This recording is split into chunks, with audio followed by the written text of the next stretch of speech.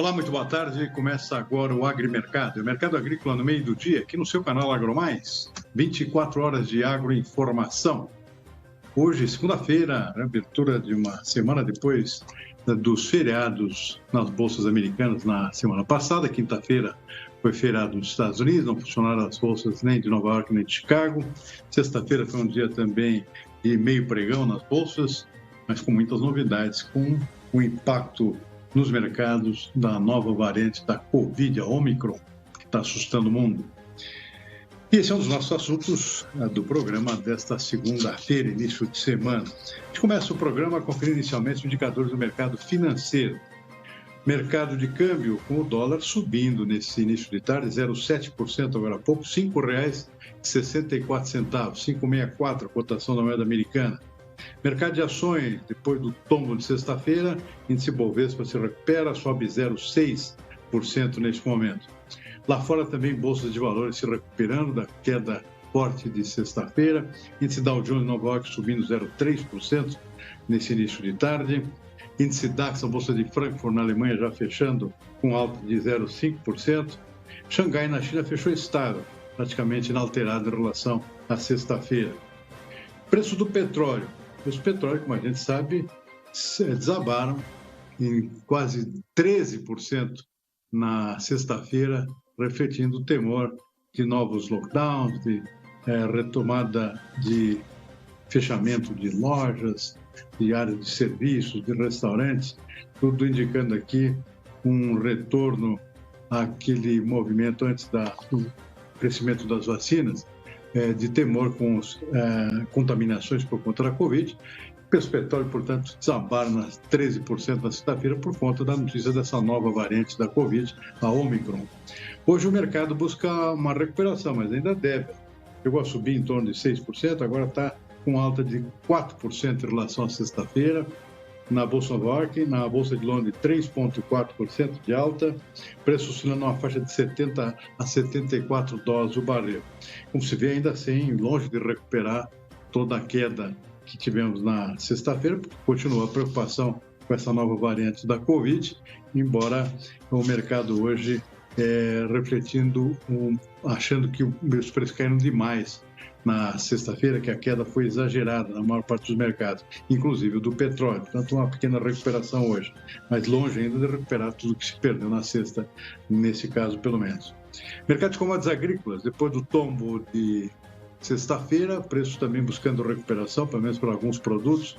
Nesse início de tarde, na Bolsa de Chicago, a maioria dos produtos ainda em queda. Chegaram a subir no início do dia, agora nesse início de tarde, queda da soja de Chicago 0,1%, o milho cai mais, 1,4%, o trigo bem mais ainda, 1,2%, ou menos, um pouco menos que o milho, 1,2%. Na Bolsa de Nova York, destaque para o algodão, que foi um grande tombo de sexta-feira, caiu cerca de 4%, por conta da influência do petróleo, dessa nova variante da Covid. O algodão busca uma pequena recuperação hoje, também sobe 0,4% nesse momento. Suco laranja também busca recuperação, subindo 1,7%, mas na contramão o açúcar continua caindo, 0,4%, cacau também 0,3% na Bolsa de Nova York. Dito isso, daqui a pouco a gente vê mercado físico também nas principais praças de comercialização aqui do interior do Brasil, mas antes disso vamos para a nossa entrevista ao vivo dessa segunda-feira, quando usualmente a gente costuma falar sobre clima que é extremamente importante o tempo inteiro, mas particularmente agora que nós estamos com safras de verão em definição aqui por todo o Brasil. Eu converso agora com Marco Antônio dos Santos, agrometeorologista da Rural Clima. Marco Antônio, muito boa tarde, muito bom início de semana para todos nós. Obrigado por nos atender mais uma vez aqui no nosso Agrimercado. Conta para a gente, Marco Antônio, clima normal, se pode dizer assim? Muita chuva, pouca chuva. Como é que está a situação em termos gerais aqui no fim de semana, Marco Antônio? Antes da gente falar de projeções um pouco mais para frente. Muito boa tarde. Boa tarde, Silmar. Boa tarde a todos. Cara, clima normal não, né, Silmar? Porque o Rio Grande do Sul está passando por um período de secas, né? Tá chuvas muito irregulares. Isso está trazendo muita apreensão aos produtores gaúchos. Enquanto que na região central Depois de uma semana com o tempo um pouco mais aberto, volta a chover no Mato Grosso, Goiás, Minas Gerais. Isso traz muita apreensão por conta da realização dos tratos culturais. De uma certa forma, as condições até estão boas, mas excesso de chuvas também é tão prejudicial muitas vezes quanto a seca, né, Silmar? Então, não está o clima esse ano, apesar de estar muito melhor do que foi o ano passado, mas não é tão bom assim quando se olha num todo, né? Uhum. Marco Antônio, e voltando lá para o sul, são duas situações. Estão com colheita do trigo praticamente na reta final e com a colheita da soja aqui caminhando aos solavancos aqui, justamente por conta do clima. E milho, pelo que se sabe, já tem perda, né, por conta da falta de chuva. No caso do trigo, já pode dizer que o trigo está salvo, não é afetado por essa situação de chuvas irregulares, Marco Antônio? Não, o trigo já acabou, né, Silmar? Assim, o que está para colher agora não tem. Essa ausência de chuva só favorece, né? Então, o trigo já é. Agora temos que olhar a safra seguinte. Essa safra, agora tem que olhar a safra na América do Norte, né? Com relação ao trigo. Aqui no Brasil, praticamente nem se fala mais em clima para trigo, né, Silmar? Por conta que já está na reta final já. Bom, o temor agora é com o milho, já tem perda no Rio Grande do Sul, imagino que Santa Catarina talvez também, e preocupação com a soja, né, que está com o plantio atrasado já. Qual é o cenário, Marco Antônio, pegando aí nessa situação lá do Sul, né, para Olha, frente? o Rio Grande. A soja, o milho realmente já tem quebras. Ainda é difícil estimar uma quebra, né? Quantos por cento de quebra, mas é fato que a produção pelo terceiro ano consecutivo vai ter reduções por conta de seca no Rio Grande do Sul. Hoje eu conversei com vários clientes do Rio Grande e todos que falaram a mesma coisa, que há quebras na produção de soja, de milho. Na soja ainda é muito cedo, porque tem muitas lavouras ainda em fase inicial, muito plantio parado, né? Então, ainda não se fala em quebra na soja, apenas plantio atrasado. No entanto, para Santa Catarina, as condições são um pouco melhores, assim como também no Paraná, porque as chuvas até estão ocorrendo de forma um pouco mais irregular, mas estão ocorrendo em Santa Catarina e Paraná. Então, isso tem mantido uma condição bem melhor do que no Rio Grande do Sul. Tá? Então, as perdas realmente esse ano estão mais concentradas no estado gaúcho do que nas demais áreas produtoras da região sul como um todo, viu, Silmar? Tinha previsão, porque você já havia previsão de chuvas no Rio Grande do Sul para hoje eu vou amanhã, não sei. Você tem essa previsão, Marco? Hoje chegou a chover em algumas áreas, mas muito pouco, tá? Principalmente nessa faixa mais leste, né? Devido à presença de um sistema de baixa pressão ali na região costeira do Rio Grande do Sul, mas não vai trazer nenhum benefício, assim, porque são chuvas muito irregulares e muito pontuais e de fraca intensidade.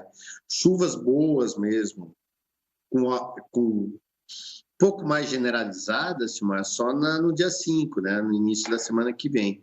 Até lá, a semana vai ser completamente marcada pelo tempo seco e temperaturas extremamente altas, o que agrava ainda mais as condições do milho e atrasa ainda mais o plantio da soja. Subindo um pouco no mapa, Marco Antônio, Paraná aparentemente está normal, né? E a região sudeste? A região sudeste está bem, né, Silmar? Tá com o clima do jeito que o produtor gosta, né? Toda semana uma frente fria passando, trazendo chuvas, horas um pouco mais, horas um pouco menos, mas trazendo chuvas e aberturas de sol na sequência. Amanhã o tempo fecha aqui em São Paulo. Há previsões de chuvas generalizadas em grande parte das áreas produtoras. Só que já na amanhã, terça e na quarta para quinta-feira, o tempo abre novamente. Então, um padrão meteorológico que o produtor mais gosta, né? Toda semana uma frente fria passando e trazendo chuvas. O que não para a agricultura é bom, mas para os mananciais, para a crise hídrica, isso já não resolve, né? Precisava chover bastante, aquelas invernadas mesmo. No entanto, isso para São Paulo agora, Minas Gerais, Rio de Janeiro, Espírito Santo, aí já não, aí já muda um pouco a figura, porque chove mais regularmente, mais chuvas mais intermitentes, atrapalhando aí o pleno desenvolvimento da soja e do café. Bom, Centro-Oeste, você já alertou que lá que tem chovido demais, deu uma parada, está voltando a chover. O cenário deve continuar assim, Marco Antônio? Qual é a previsão para frente aí? E muita chuva, esses últimos dias de dezembro agora. E a primeira quinzena, esses últimos dias de novembro agora, desculpa. E essa primeira quinzena de dezembro vai ser marcado por chuvas regulares no Mato Grosso, Rondônia, Mato Grosso, Goiás, Mato Piba e Pará. Isso pode trazer certas consequências. Por quê? Como a gente já vem comentando isso semanalmente aqui, as condições não estão nada boas não, viu, Silmar? Lógico que bem melhores do que foi ano passado, quando tinha seca, mas esse excesso de dias chuvosos já traz preocupação aí, porque não está conseguindo fazer os tratos culturais devidos. Muita soja amarela. Né? Então, de uma certa forma, as condições não estão lá, essas coisas do Mato Grosso e Goiás, não. Lógico que é muito melhor essas chuvas contínuas do que uma seca, mas que essas chuvas estão atrapalhando o dia a dia da lavoura, do dia a dia do produtor, isso está. Você citou aí o Mato Piba também, a mesma situação do Centro-Oeste? Muita chuva também? Muita chuva, só que lá, Silmar, um pouquinho diferente, porque é como aqui em São Paulo. A frente passa, deixa 2 dias chuvosos, depois abre o tempo, porque as chuvas ficam mais concentradas na faixa central. Então, de uma certa forma, as condições para o Mato Piba estão até boas. Muito diferente Sim. do que foi no passado, com atraso e tal. Semana passada abriu, até então o tempo está aberto, mas voltou a chover hoje. Então, de uma certa forma, as condições estão relativamente boas, mas o excesso de chuvas também está trazendo preocupação, até porque os próximos dias também serão marcados por excesso de chuvas. Marco Antônio, os nossos vizinhos, o mercado está de olho também na Argentina, no Paraguai, tudo isso influencia o mercado global, né? Especialmente soja e milho que estão em andamento nesse momento. Como é que está a situação dos vizinhos? Olha, Silmar, para o Paraguai está relativamente bem. As chuvas falharam um pouco esse final de semana, onde havia previsão, ela deu uma falhada, mas tem chuvas agora para o próximo final de semana. Então, é uma condição relativamente boa para o Paraguai. Por enquanto, tudo dentro de uma normalidade. Agora, para a Argentina, o negócio está começando a ficar mais complicado, assim também como no Rio Grande do Sul, porque as chuvas não estão ocorrendo de forma regular e frequente. E há uma tendência de que continue assim ao longo dos próximos meses aí por conta da laninha. Já para o Rio Grande, já olhando para frente, acendeu uma luz lá no fim do túnel. Por quê? A segunda quinzena de dezembro e todo o verão está se mostrando melhor. Com isso, pode se repetir para o Rio Grande do Sul um clima muito parecido com o que aconteceu agora, na safra 2021, que foi uma primavera seca e um verão com chuvas dentro de uma normalidade. Quebras no milho, mas produção boa da soja. É mais ou menos o que vai acontecer esse ano no Rio Grande do Sul. Já na Argentina, a coisa é um pouquinho mais complicada, porque o fato da laninha estar persistindo, pelo menos nessa primeira metade do verão, a tendência é de chuvas muito abaixo da média e uma certa irregularidade, o que pode comprometer tanto a safra de soja quanto a de milho. Muito bom. Marco Antônio, para finalizar, faz tempo que a gente não fala do nosso Nordeste brasileiro. Algum alerta para essa região, Marco Antônio? Pelo contrário, Silmar, o Atlântico muito quente. Hoje eu conversei com um pessoal ali da Chapada, né, Chapada Diamantina, e eles estão falando que está chovendo muito bem, até mesmo no interior. Lógico, ainda muito aquém do que deve chover, mas a tendência para esse verão é de chuvas dentro de uma normalidade para o Nordeste, né, para o Agreste, semiárido clandestino.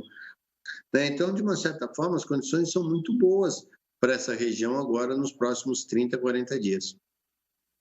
Muito bom. Está aí Marco Antônio dos Santos, agrometeorologista da Rural Clima, dando o seu recado, como sempre, com forma brilhante aqui para os nossos produtores toda segunda-feira.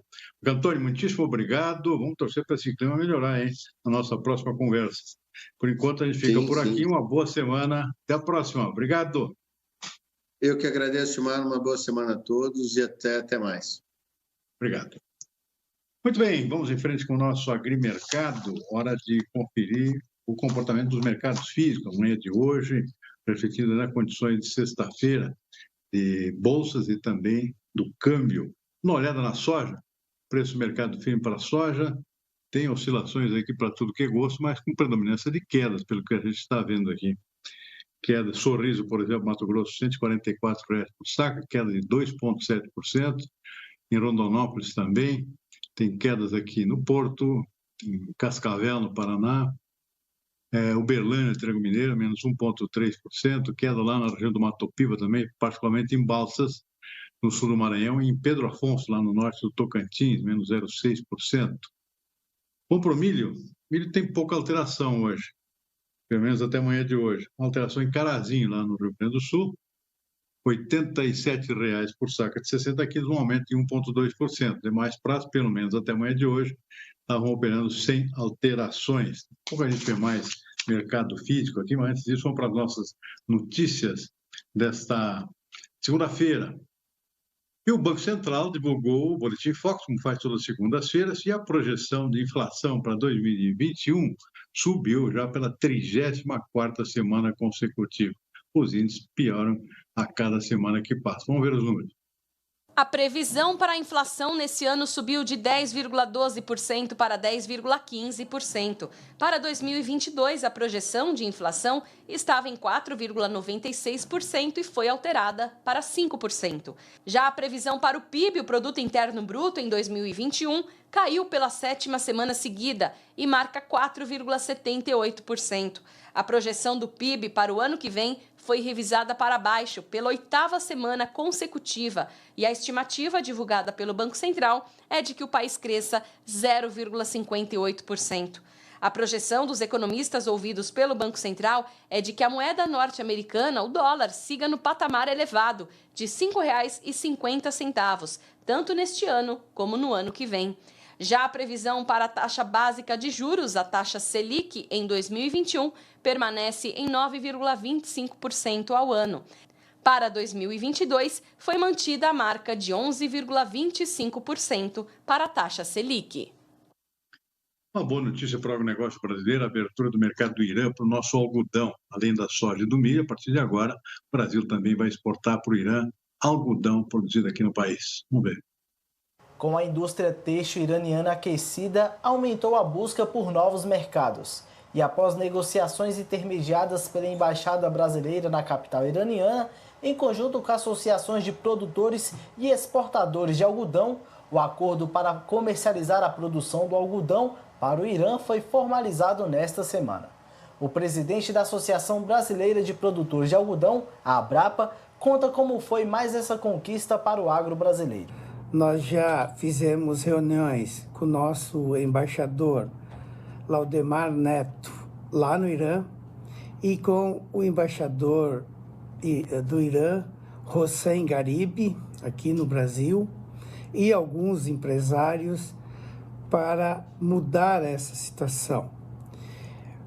O mercado iraniano de algodão é de 120 mil toneladas por ano. E isso nos interessa. Então, através de uma conversa entre o nosso embaixador, o embaixador iraniano, industriais da indústria têxtil do Irã e a Abrapa, nós estamos, juntamente com a ANEA, buscando soluções para que nós consigamos formar uma relação comercial duradoura aonde os produtores de algodão, que também são produtores de soja e de milho, possam vender os seus produtos lá no Irã. E bem como trazer ureia iraniana para o Brasil. Hoje nós estamos com um problema muito grande, não só de custo da ureia, mas como do fornecimento do produto. E o Irã se coloca como um grande provedor de ureia que pode atender às nossas necessidades. Por isso, todo esse trabalho que a Abrapa está fazendo, e eu tenho a certeza que, juntamente com os embaixadores, juntamente com o MAPA, através do apoio que nós estamos tendo da nossa ministra Tereza Cristina, nós vamos ter sucesso nessa empreitada e abrir mais um mercado para o algodão brasileiro, para que os produtores brasileiros possam produzir mais fibras e valorizar mais a pluma do algodão brasileiro. Uma comissão do Senado realiza hoje uma audiência pública para debater os impactos da PEC dos precatórios sobre os programas sociais do governo. Já aprovada pela Câmara dos Deputados, a PEC parcela o pagamento de precatórios e muda regras do teto de gastos públicos para abrir espaço para o pagamento do chamado Auxílio Brasil, o benefício social que substitui o Bolsa Família. Ainda sobre a PEC, a Comissão de Constituição e Justiça do Senado pode votar amanhã a PEC dos precatórios, finalmente. A proposta adia o pagamento de sentenças judiciais e cria espaço no teto de gastos para o governo bancar um Auxílio Brasil de R$ 400, que é a nova meta do governo.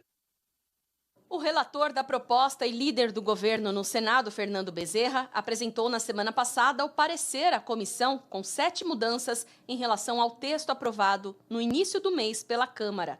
A principal delas é a transformação do Auxílio Brasil em um programa permanente de transferência de renda, sem a necessidade de o governo indicar de onde vai tirar o dinheiro. Após a leitura do relatório, 5 partidos pediram vista, ou seja, mais tempo para analisar o assunto. O governo também foi a favor do adiamento da votação do texto, tudo para tentar diminuir a resistência dos parlamentares à proposta. Bom, para a segunda parte do nosso mercado físico, na manhã de hoje, preços dos produtos agrícolas no interior do país. Hora de ver o preço do boi gordo. Preço do boi gordo no mercado físico, com algumas oscilações. Para cima, Marabá, por exemplo, lá no Pará, alta de 0,7% para R$ 292. Tem mais praças operando com estabilidade, mas em níveis elevados, depois de altas que aconteceram na semana passada. Araçatuba continua aqui em R$ 320, arroba. Vamos ver o café. Preço do café no mercado físico, com queda no sul de Minas, 0,7%. R$ 1.420 a saca de 60 quilos, R$ 1.430 no Cerrado Mineiro, também com queda de 0,7%. O Conilon tem variações positivas. Caso de Vitória, no Espírito Santo, R$ 820 por saca, alta de 0,6%. Vamos ver o arroz. Preço do arroz do mercado físico. Olha, tem uma queda aqui em São Paulo, o arroz beneficiado. Saca de 60 quilos, maior, queda aqui de 0,6%. Mas os mercados do arroz em casca, lá na origem produtora, operando com estabilidade nesta manhã de segunda-feira, sem alterações, portanto, vendo aqui a região central do Rio Grande do Sul, Santa Maria, 62,50, saca de 50 quilos, sem alterações. Vamos em frente aqui com o algodão, preço do algodão no mercado físico, estáveis na manhã de hoje. São Paulo, capital, R$ 6,20 pela libra peso. Do algodão em pluma, sem alterações. Daqui a pouco a gente vê mais mercado físico, mas antes disso vamos em frente com as notícias do dia. Olha, a Organização Mundial da Saúde fez um alerta aos governos de que a variante Ômicron do coronavírus representa um risco global alto. Diretamente de Genebra, o colunista aqui da Band, Jamil Chad, tem alguns detalhes adicionais sobre isso. Essa é uma história já cantada, no caso, né? E vamos torcer para que essa mutação possa ser lidada pelas vacinas. Mas e se um dia não for? Né? Essa é a grande questão que a OMS coloca. Vamos tentar dar alguns passos para trás e entender essa história. A OMS, os cientistas, não é a instituição OMS, são os cientistas que alertavam que enquanto a vacinação não acontecesse de uma forma importante em várias partes do mundo ao mesmo tempo, existiria o risco de uma transmissão continuar.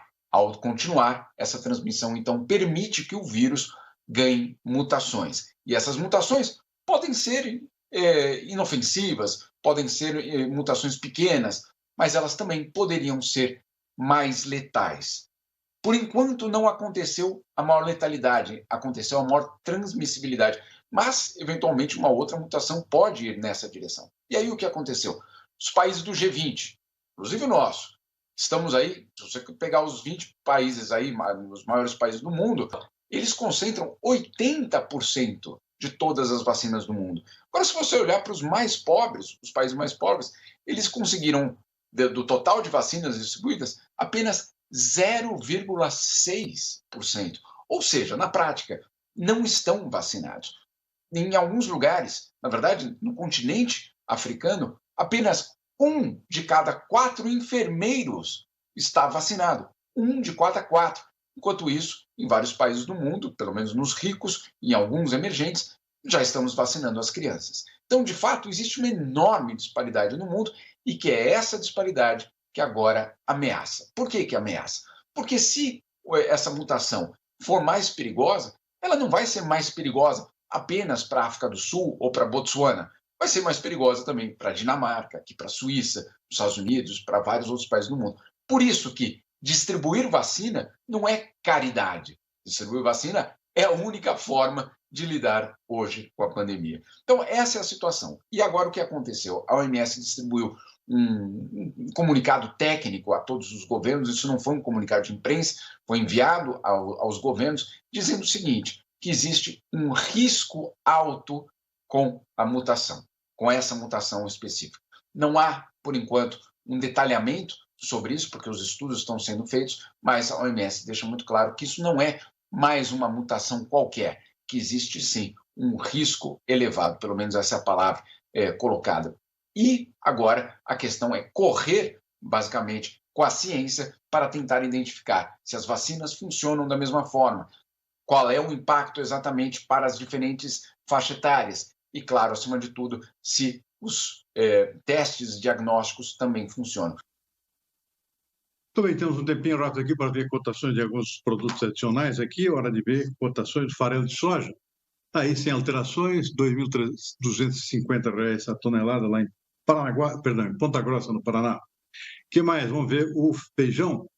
Preço do feijão sem alterações.